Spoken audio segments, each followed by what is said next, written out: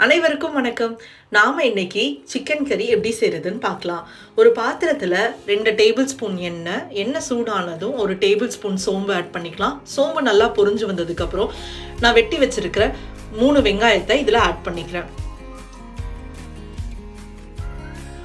வெங்காயம் நல்லா கண்ணாடி பதம் வர வரைக்கும் நல்லா வதக்கி விடலாம். வெங்காயம் இப்போ நல்லா வதங்கிடுச்சு.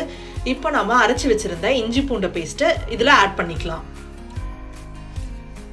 இஞ்சி பூண்டு பேஸ்ட் நல்லா வதங்கிடுச்சு. இந்த ஸ்டேஜ்ல வெட்டி வச்சிருந்த 3 தக்காளி, கொஞ்சம் புதினா, கொஞ்சம் கொத்தமல்லியை ஆட் பண்ணி நல்லா வதக்கி விடலாம். நல்லா எண்ணெய் பிரிஞ்சு வர வரைக்கும் நல்லா வதக்கி விடுங்க.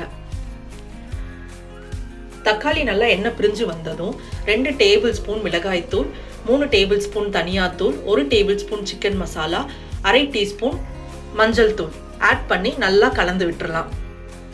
இப்போ நாம கழுவி வச்சிருந்த சிக்கனை இதுல ஆட் பண்றோம்.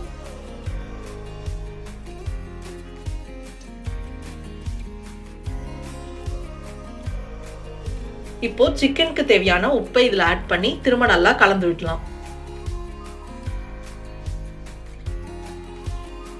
சிக்கன் வேகிறதுக்கு தேவையான தண்ணியை ஆட் பண்ணிட்டு நல்லா கலந்து விட்டுட்டு இதை மூடி வச்சிடலாம்.